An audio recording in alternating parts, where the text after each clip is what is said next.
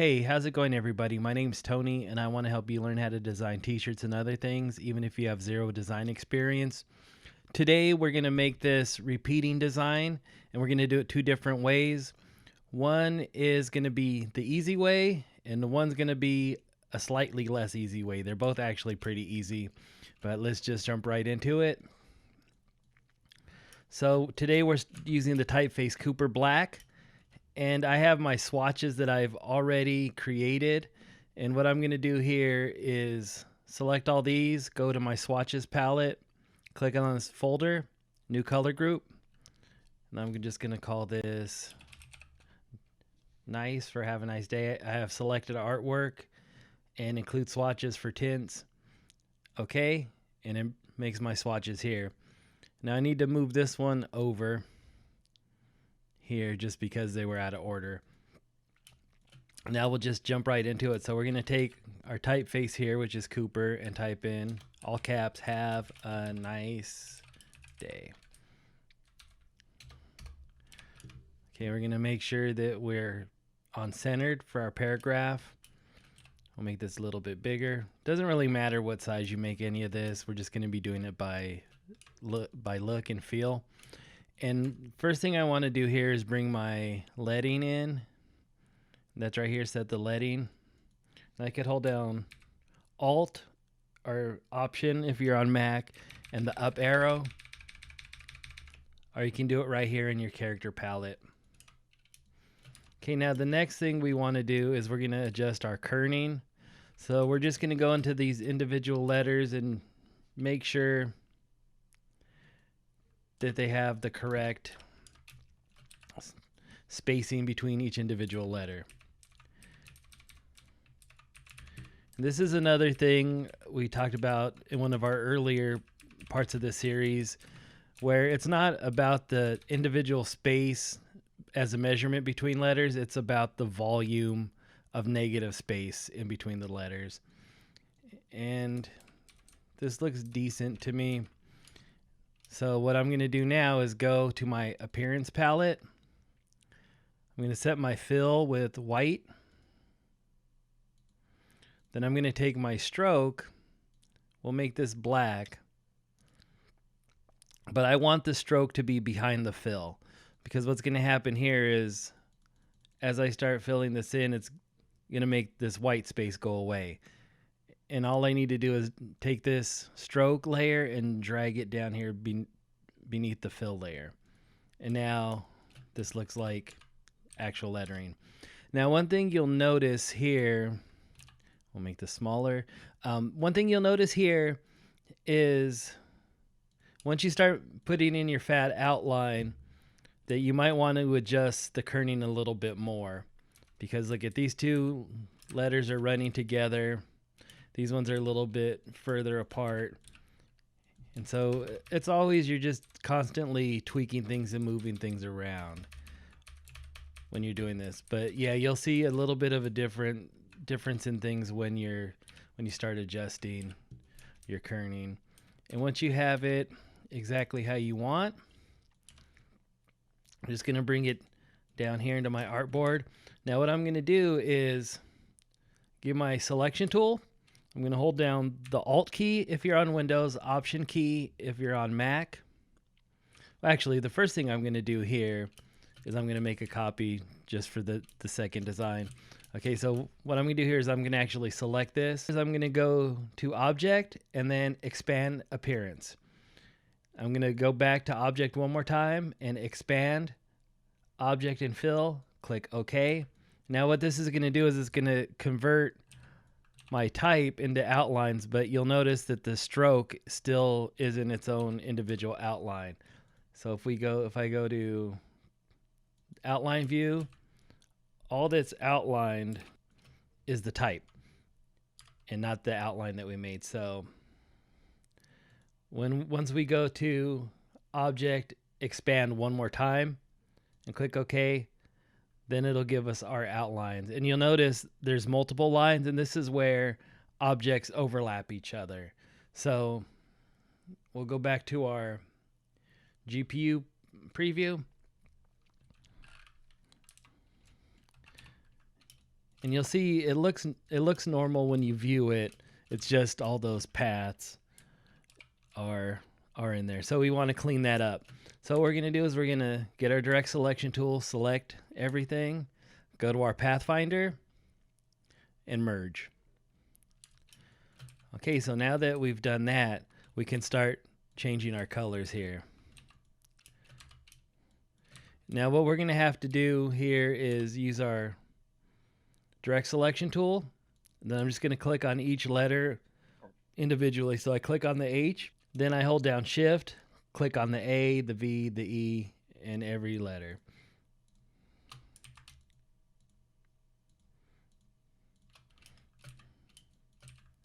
I'm going to use this blue fill color.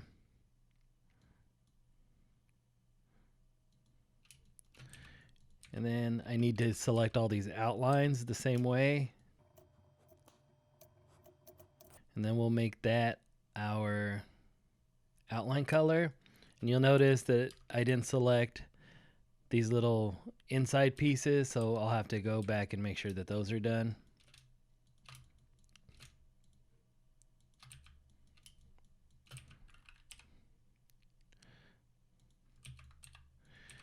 Okay, so now we have this in one color. So what I need to do here now, I'll use my selection tool, select this group of type. Now I'm going to hold down Alt, Option key if you're on Mac, and I'm just going to drag this up a little bit like this. Then I'm going to go back to my direct selection tool and start selecting all this stuff. Then we're going to fill it in with our next color. We're going to select, with the direct selection tool, we're going to select these outlines that we want to change again. We're going to make it the corresponding outline color. Okay, so now that we have these two layers done, now I can grab my selection tool and do a step and repeat. So what the step and repeat is going to do, it's going to copy the movement that we just made and the duplicate at the same time. And that way we can make as many copies of this as we need, and it'll stay on that same angle and keep making copies. So what I'm going to do here is select everything with the selection tool, Control, Command if you're on Mac, and then D. And that's going to make our next copy. And then we're just going to go through again and select our colors.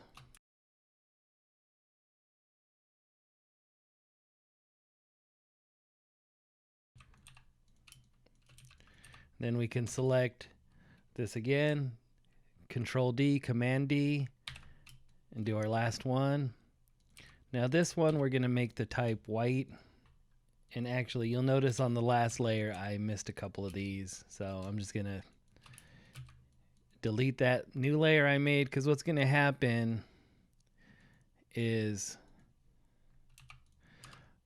if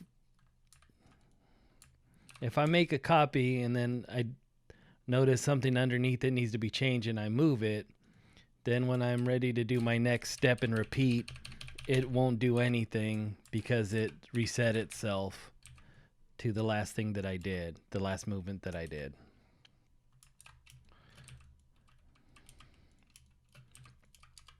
Okay, so these ones we're going to make this type white. And remember, I'm using my direct selection tool, clicking on one object that I want to change, holding down Shift, and clicking on the next one. Then we can do the same thing with these outlines. And if I didn't want to select them all at once, I could actually just go ahead and select one, change the color, select, change the color, select, change the color. It just all depends on how you prefer to work. I like to just select as many things as possible at once. But sometimes you do end up leaving things out. So that's our first one. And this is the basic version. And so now we'll do this version that has a little more of a dimension to it. And this will be just as easy as the last one. So we're going to start with the same type. And the first thing we're going to do is same thing we did on the last one. We're just going to move this up a little bit and duplicate it. So I'm holding down the Alt key with the selection tool, and it would be the Option key on Mac. And I'm just going to move this up to where I think it looks good, just kind of up and over. And now once I've done that, I can select both of these and expand the appearance, expand, and then expand one more time. Okay, now I can select both of these. Then I'm going to go to Object and Blend. And then I'm going to Blend Options. And what I want here is specified steps. There's different options. There's smooth color, there's specified distance, but the one we want is specified steps. So what this is going to do is I'm picking 25 steps. So it's going to basically make 25 copies. So I select the type, then I'm going to go to Merge. Now I need to go to Object again, Blend, Make. And that's going to give us our dimensionality here. I don't know what's going on with this one. So here's one thing we could do here is, like we did before, is clean this up. We'll go here, Object, Blend, Make. And now we have our dimensional type. So once we have that, what I'm going to do is select everything again, go back to Object, Expand, OK, and it's going to make all these crazy paths of every instance of the text that we just made with the blend. So then we're going to go here and merge those. This may take a second. There's a lot of math going on. And now this is all one object. So what I want to do here is get my direct selection tool, select this black area. Then I'm going to tell it select same fill color, and that'll select all the black. And now I can make this my blue outline color here. Actually, I'm going to make this my blue lighter color. Then I'm going to add a stroke in my appearance menu. We'll make the stroke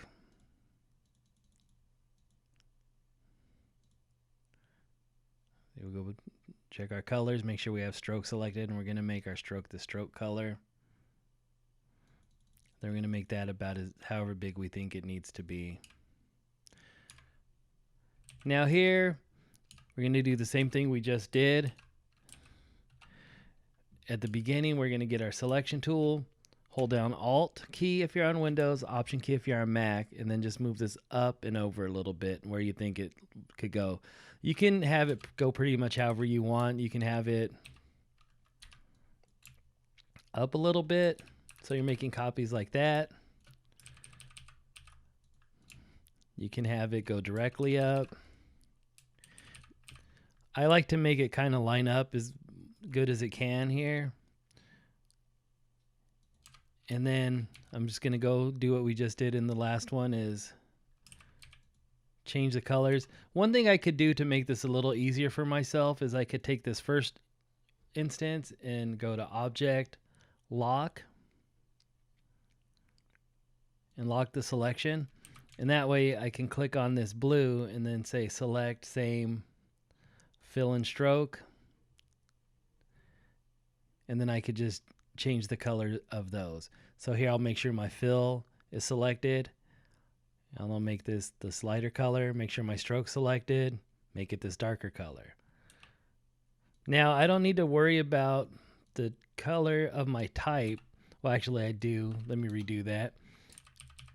What I usually try to do here is, once I line this up, try to make sure that none of my words are showing. And I have to do this all in one thing. So I can't go here and then adjust it again, because it will mess up my step and repeat. So here I'm going to go and select this, move it up and make it so I can't see the type. Okay, so once I've done that, then I can select this, go to Object, Lock Selection. Now select with the direct selection tool, select this light blue area, go to object, go to select, same, fill and stroke. So we're going to change the stroke to this darker color. We're going to click on the fill right here and then pick this lighter color. Then we're just going to do our step and repeat. So Control D. Oh. That's right. First I got to go back to my selection tool. Click on this. We're going to do our step and repeat again. Control D. And now I can go ahead and select this last instance of it. And again, go Object, Lock, Selection. And now none of this is selectable. So I can just go ahead and do the same thing here. Get my direct selection tool, which is the white arrow. Click on this yellow, select, same, fill and stroke. And then we'll just make this our next color. Select the fill in our appearance. Make it this lighter color, select the stroke, make it this darker color. And then we'll go back again with our selection tool, select this, step and repeat, Control D, Command D, select our last instance here, and we're going to lock that one too. Object, lock, selection. Now direct selection tool. Select that, select same, fill and stroke, and all that's going to do is select everything that's this color. Then we're going to go to our last set of swatches. Select the fill, make it the lighter color, select the stroke, make it the darker color, and that's our more dimensional version of the same design. And once you have that ready, then what you can do here is go to Object, Unlock All. And now you can move all these around again as one thing. So once I'm here, I still have all of these curves. And if I'm ready to print this and this is my final, then all I want to do is the same thing we've been doing is Object, Expand Appearance, Object, Expand. Okay, check and make sure that it made an expanded version of everything here. And then I'm going to go to my Pathfinder and merge everything. So now this is all one clean object that's grouped together. So if I go to my outline preview, you can see if I were to cut this in vinyl, how it would cut each layer. But what I'm usually going to do with this is just export it anyways for printing. Anything this complex, I'm not even trying to cut in vinyl. So we'll go back to our GPU preview, and that's what it looks like. So that's it. It's pretty simple to do either of these. It's just can be time consuming because you have to keep changing colors and stuff. It's something pretty much anybody can do, even if you haven't had that much experience with Illustrator. I hope that you learned a little bit about some of the different tools and techniques in this video. I have a Facebook group linked in the description. Please stop by with any questions you may have. I'm always happy to give some advice, give a critique, or help in any way that I'm able to. So we'll see you on the next one, and thank you for watching.